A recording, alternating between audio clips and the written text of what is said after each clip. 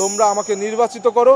তোমরা যদি আমাকে নির্বাচিত করো, ব্যক্তিগতভাবে আমি কেউ যদি গণরুম গেস্ট রুমের অপচেষ্টা চালায় তাহলে আমার লাশের উপর দিয়ে যেতে হবে, তবুও গণরুম গেস্ট রুম আর ঢাকা বিশ্ববিদ্যালয়ের হলগুলোতে চালু হতে আমরা দেব না। এবং একই সাথে দেখুন, আপনি বললেন নির্বাচনী প্রচারণা মাঠ অত্যন্ত ভালো, কিন্তু একটি সমস্যা হচ্ছে এখানে একটু অসম প্রতিযোগিতা তৈরি হয়েছে। কি অসম প্রতিযোগিতা? এখানে যে প্রার্থী যেমনভাবে পারছে আচরণবিধি লঙ্ঘন করছে। প্রশাসনের কিন্তু বিন্দুমাত্র এইখানে কোনো পদক্ষেপ নেই। আমরা দেখছি বিভিন্ন প্রার্থী রঙিন লিফলেট, কেউ রঙিন মলাটের বই, এমনকি কেউ খাম উপহার দিচ্ছে। এবং এমনও দেখেছি একটি খামের ভিতর না হলেও কমপক্ষে 150 থেকে 200 টাকার গিফট আছে। আমরা চেয়েছিলাম যে বিশ্ববিদ্যালয় প্রশাসন নির্বাচন কমিশন তাদের একটি মোবাইল টিম থাকা উচিত ছিল, যে কে কোথায় পুরো বিশ্ববিদ্যালয় তারা ঘুরে ঘুরে দেখবে, কোথায় আচরণবিধি লঙ্ঘন হচ্ছে, তাৎক্ষণিক তারা একটি আশু পদক্ষেপ নেবে। কিন্তু আমরা দেখছি এই ক্ষেত্রে নির্বাচন কমিশনের কোনো কিন্তু চিন্তাভাবনা নেই। বরং আমরা আরও একটি প্রতিবাদ জানালাম যে ভোট কেন্দ্র বৃদ্ধির কথা।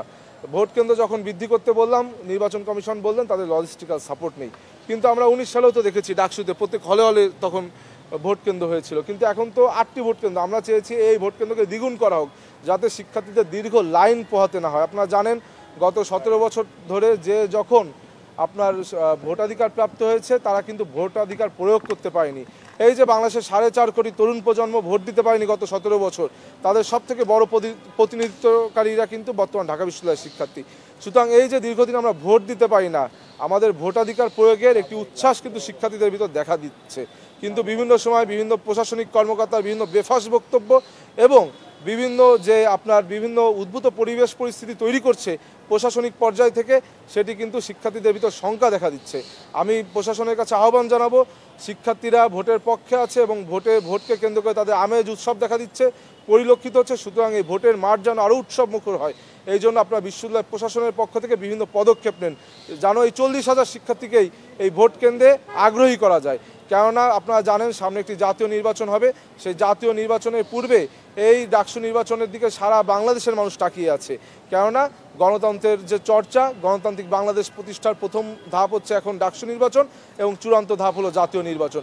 এই ডাকসু নির্বাচন এবং জাতীয় নির্বাচনকে যারা প্রলম্বিত করতে চাবে, যারা বিভিন্নভাবে এখানে ষড়যন্ত্র করবে, তাদেরকে কিন্তু ঢাকা বিশ্ববিদ্যালয়ের শিক্ষার্থীরা লাল কার্ড দেখাবে। সাইবার বুলিং দেখুন, এখানে খালি নারী শিক্ষার্থীরা না, নারী ভোটার বা প্রার্থী না, এখানে সকল প্রার্থী বিভিন্নভাবে আমাদের ভিপি প্রায় একটা কথা বলে মিস ইনফরমেশন এবং ডিস ইনফরমেশন, তার মাধ্যমে কিন্তু প্রত্যেকেই এখানে সাইবার বুলিংয়ের শিকার হচ্ছে, স্ল্যাশ শেমিং হচ্ছে বিভিন্ন ধরনের, এবং বিভিন্ন fake ID, bot ID, fake page থেকে বিভিন্ন ধরনের প্রোপাগান্ডা ছড়ানো হচ্ছে। এই বিষয়ে আমরা বিশ্ববিদ্যালয় প্রশাসনকে বলেছি, কিন্তু তারা বলছে দেখছি দেখব। সবথেকে বড় কথা, ঢাকা বিশ্ববিদ্যালয় শিক্ষার্থী সংসদ নামে কয়েকটি গ্রুপ আছে, পেজ আছে, এই পেজের অ্যাডমিনরাই কিন্তু নির্বাচনে প্রার্থী।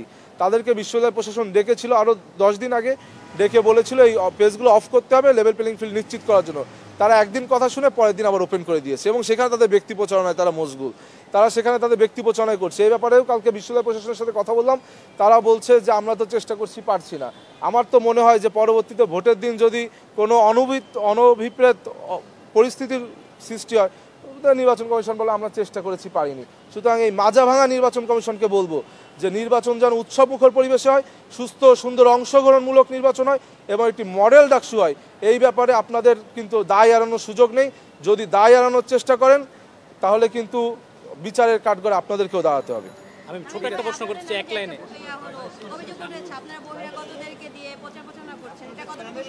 আচ্ছা, প্যানেলে একজন আসলে দেখুন, আমাদের গতকালকে একজন শিক্ষার্থীর সাথে কথা বলছিলাম, তিনি বললেন যে আমার পরিবার থেকে বলেছে ভোটটা ছাত্রদলকেই দিতে হবে বা আপনাদেরকে পছন্দ করে। আমি তখন বললাম যে আমি দেখছি যে শুধু আমাদের শিক্ষার্থীদের সমর্থন নেই, সারা বাংলাদেশের মানুষের দোয়া এবং সমর্থন আমাদের সাথে রয়েছে।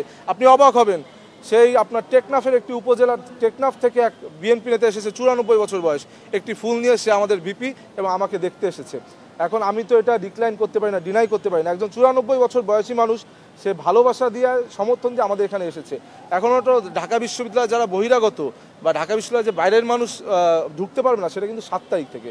সুতরাং কেউ যদি আসে এবং কেউ যদি তার ব্যক্তিগত উদ্যোগে আমাদের জন্য ভোট চায়, এটা তো আমরা বন্ধ করতে পারবো না। কিন্তু হ্যাঁ, আমরা অনুৎসাহিত করছি, কিন্তু এর দায়ভার তো আমরা নিতে পারি না, কারণ সারা বাংলাদেশের মানুষ ডাকসু নির্বাচনের দিকে তাকিয়ে আছে এবং আমার মনে হচ্ছে বাংলাদেশের সিংহভাগ মানুষ এই ডাকসু নির্বাচনের ছাত্রদের জন্য দোয়া করছে এবং সমর্থন দিচ্ছে।